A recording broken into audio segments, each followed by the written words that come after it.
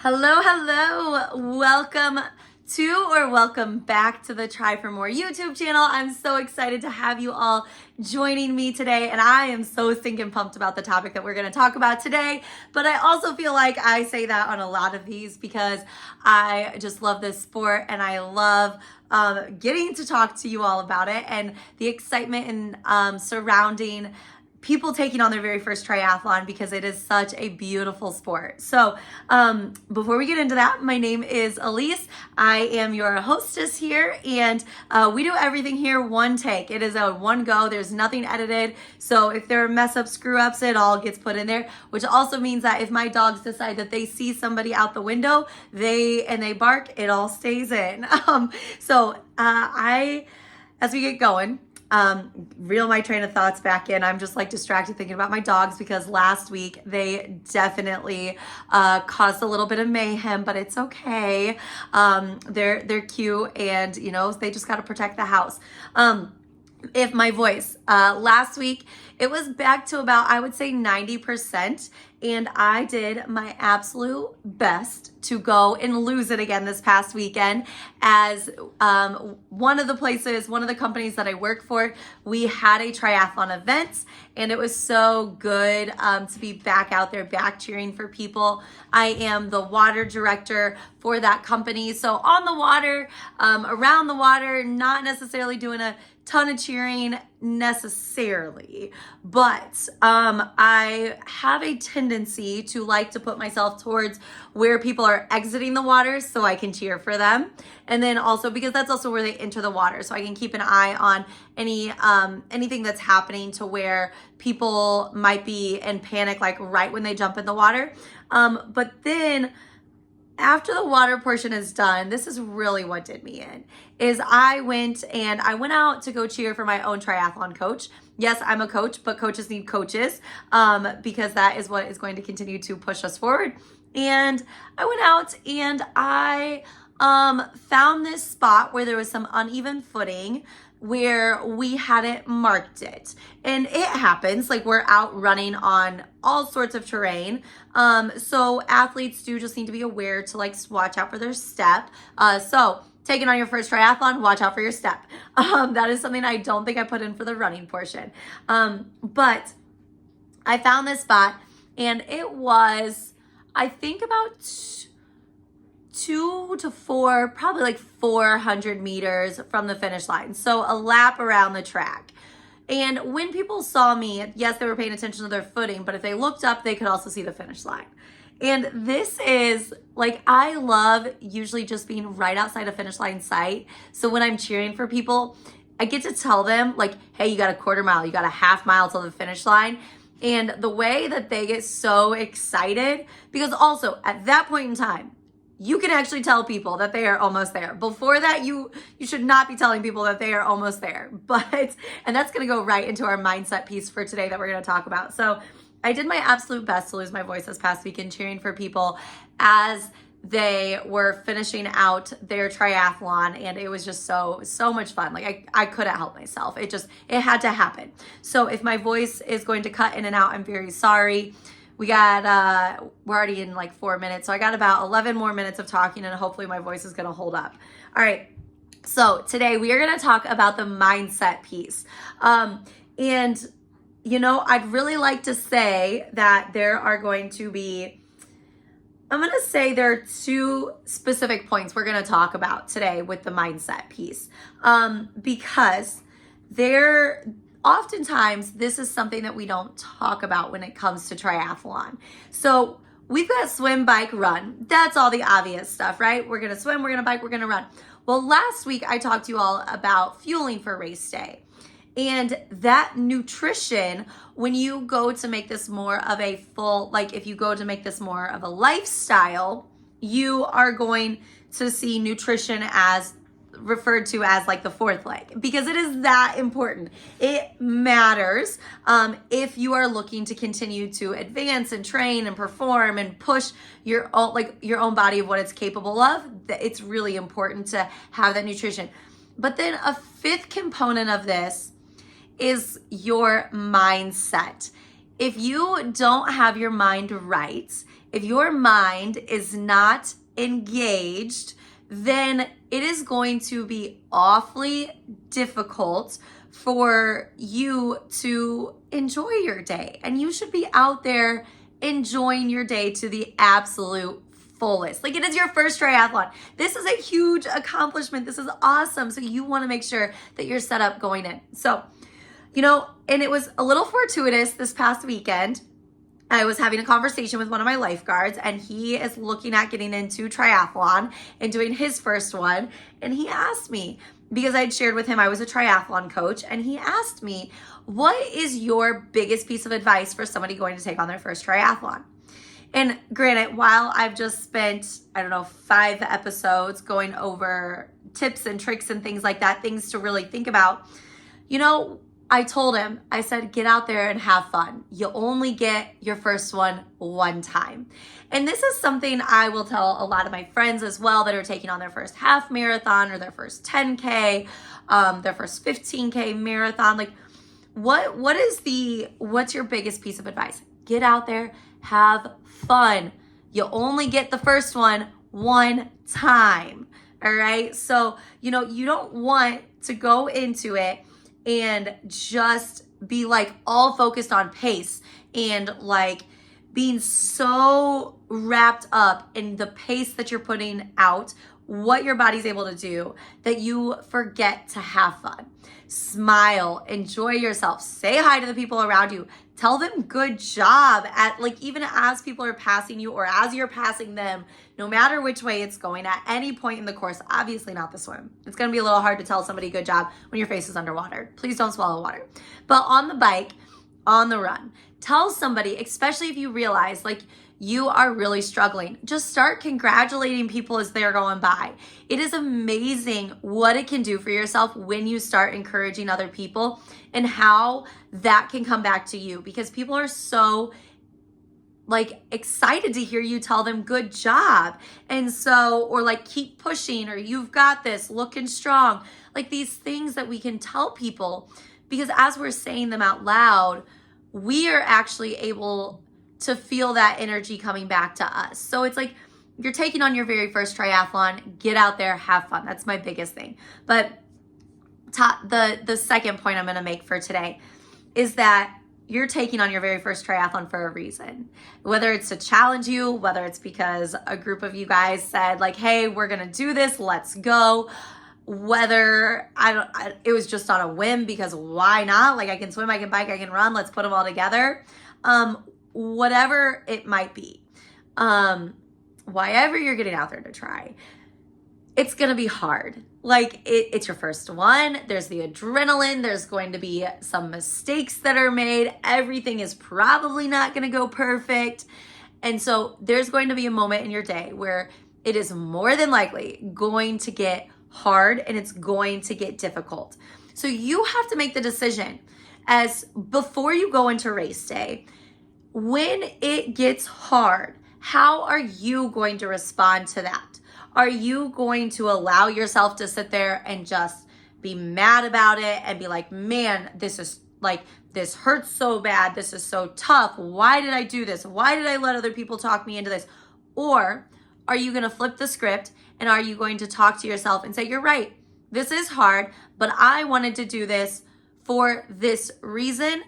And we're going to finish this. We're going to get to that finish line and we're going to be proud of what I showed up and what I did today. We're going to smile. We're going to encourage others. We are going to think about all the training that I did leading to this point and how proud of myself I am that I showed up and I continued to train. Like, there's so many ways that we can take that conversation and we get to flip the script on ourselves when our thoughts start going negative. So you've got to decide that though before you get into your race day. And I guess to follow up that, I'm gonna put in here one more piece of advice as to how to attack that from a goals perspective. But before I get there, I do want to throw this out there because a lot of people, I'm talking about flipping the script.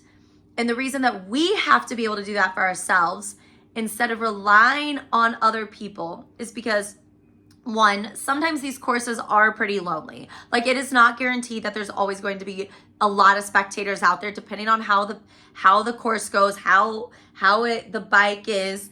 You're not going to always have somebody out there cheering for you. And yeah, that's a little disheartening to hear. Sorry, it's not like this whole parade of people all the time.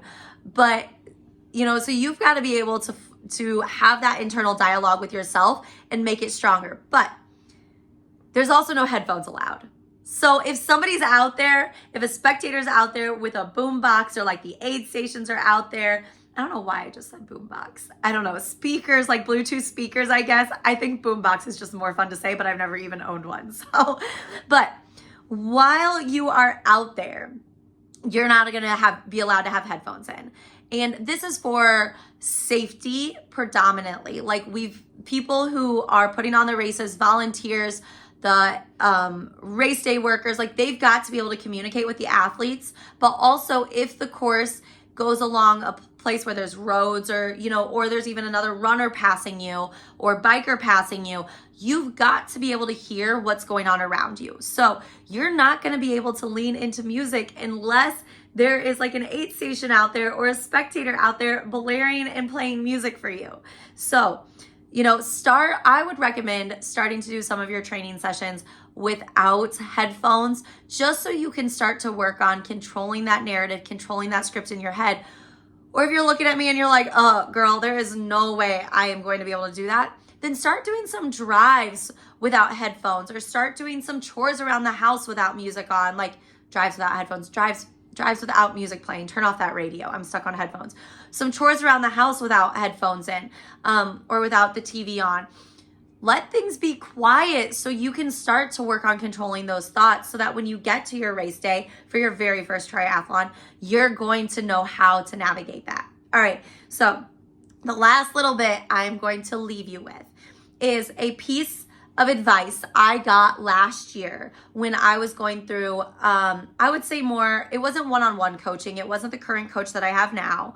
But this was more of like a group programming format for me to see if getting a one-on-one coach was going to be worth it, because more one-on-one time, there comes a price with that. So I was just kind of exploring this to see if it was something that I wanted. And with the group programming that I was doing, there was an offer for us to hop on some Zoom calls and to learn from the people, the coaches that were putting these programs together. And that was, this was done under, and the piece of advice that this comes from is James Lawrence. If you're not familiar with him, go look him up. He's done some pretty phenomenal and incredible things. And through the group coaching, I was able to find that I truly love triathlon, and like my heart, just like so much joy for this sport. But the biggest takeaway that I got from that is how to set your goals for race day. Because even if this is your first one, you've got some goals that you're looking at. Like, there is something that you want to get out of this race day. It's just making sure that you're set up to be able to scale those goals, right? So let's talk about this. We've got our good, better, best goals. So your good goals is always going to be something that you can show up and you can achieve no matter what happens. 100%, you can make this happen. So for example, that would be something like, I'm going to thank the volunteers, and I'm going to show the people who I'm racing with. If I'm racing with like my family or my friends, or, if I had family or friends come up to support me, then I am going to make sure that I let them know it was so cool to experience this day with them. So we're going to thank the volunteers, and we're going to let our supporters or those that we're racing with know that we just had a really great time. Better is going to be something, say through your training, even though this is your first one, you've decided that there is maybe a time that you're shooting for. You're like, man, it'd be really cool if I could do this. I think that would be really cool. So something along those lines, where it's a little bit more difficult, but you're gonna still have to push yourself a little bit to get there. But it doesn't necessarily guarantee that you're gonna be able to achieve this. And then your best goal. Your best goal is going to be something that would be pie in the sky. You'll really think it's impossible to achieve this go round. But it gives you something to shoot for. So by setting yourself up this way with good, better, best, completely attainable, possibly attainable, let's hope so, more than likely not attainable, but you really might shock yourself and do it. You're setting yourself up to have different things to work for as you navigate your day and as you attack that race. So, we talk about having fun. And that's why I like this good goal so much, is because just by thanking the volunteers that are out on the course as I race and seeing them shocked that I say thank you, it automatically gives me energy and it makes me smile, because they're honestly not expecting a thank you out on the course. Like, we're focused, we're racing, they're not expecting it.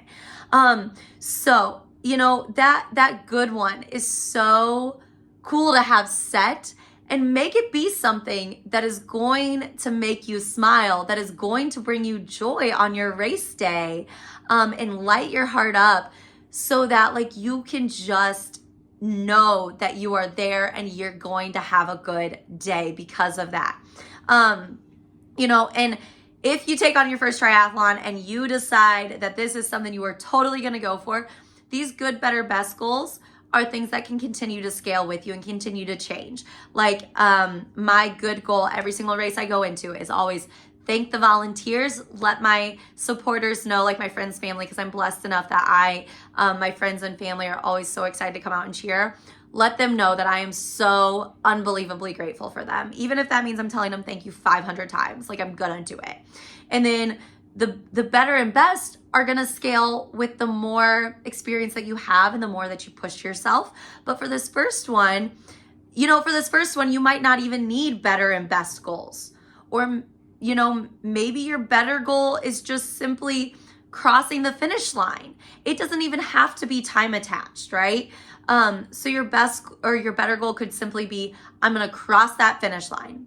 And then even cross that finish line with a positive attitude, like I've been able to control the mental game or something like that. Or maybe controlling the mental game might have to be your best goal, because maybe you haven't spent the time working on your internal dialogue, and you're somebody who naturally kind of beats yourself up when things don't go right or when things get hard. So it's really cool what we can do for ourselves in order to prepare ourselves. And I would really encourage you, before you go into your race day, sit down, think about these good, better, best goals. If you have any questions over it, drop them in the comments. I would love to converse with you, have a conversation about this. And I'm going to throw it out there again. If you haven't checked out who James Lawrence is, go check him out. He's done some unbelievably amazing things. And, it's actually one of the very first books that I read where it was talking about mindset and the shift. And it really started to open my own eyes that we are in complete control of how we handle every single situation that comes our way. So I know this is really deep. You're taking on your first triathlon. This did get really deep, but it's because if you can control this in triathlon, in this sport, on this race day, in your training, it's going to overflow into other parts of your life. And that's where things get really cool, is where you see the pride from showing up, from finishing that race, from doing it and committing and going all the way through. You see that spill over into other areas of your life. You see yourself navigating the mind dialogue, the mental dialogue that you have with yourself. And that starts to spill over into other areas of your life. It just becomes really stinking cool. All right, so I'm going to, that is where I'm going to leave it for tonight. Tonight, this is going to come out on a Friday morning, but it is tonight when I'm recording it. So like I said, we don't edit things here. So we're going to wrap this up now. And as you get out there, as you take on your first triathlon, keep digging in, keep showing up for yourself, and let's get out there and let's keep trying for more.